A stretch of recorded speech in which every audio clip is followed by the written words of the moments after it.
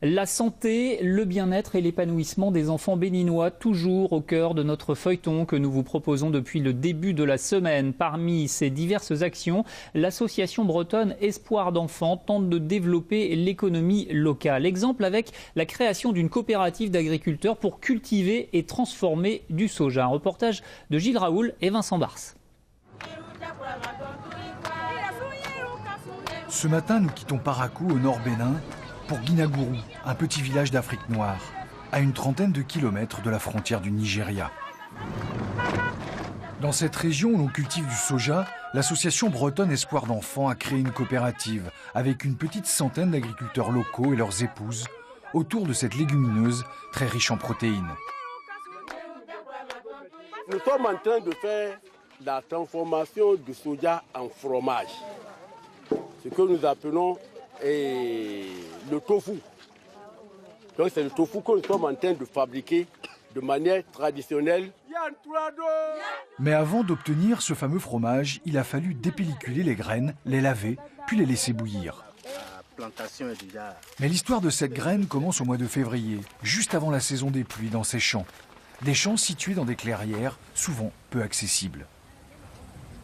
Viennent maintenant les opérations de semis de façon manuelle, comme il avait si souligné. Ensuite, l'entretien est toujours de façon manuelle et on attend seulement la récolte. Petit souci, il y a encore peu, les agriculteurs cultivaient une variété de soja qui présentait quelques inconvénients. Avec la variété qu'on avait, tu as 80% de la chance pour perdre parce que ça va s'éclater, les gousses s'éclatent sous l'effet du vent. Pour faire face à ce problème, l'association a sélectionné des graines qu'elle a fait expertiser en Bretagne chez Sojasun en Ille-et-Vilaine, un spécialiste européen du soja. Quand nous avons été sur place au Bénin, il nous importait de savoir quel était un petit peu le patrimoine génétique de graines que disposaient les Béninois, car nous n'avions absolument pas l'intention d'arriver avec des graines. Et donc on a découvert au travers de ces personnes et de cet Institut national d'agronomie qu'ils avaient tout à fait les collections, qu'ils avaient tout à fait les variétés qui étaient adaptées à leur pays, qui étaient rustiques, qui étaient productives et qui avaient une forte teneur en protéines.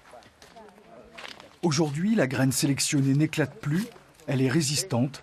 Et les rendements sont meilleurs.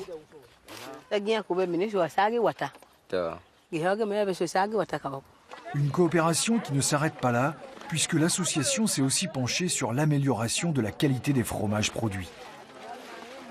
Le sulfate de magnésium, c'est le coagulant qui permet d'avoir le meilleur fromage.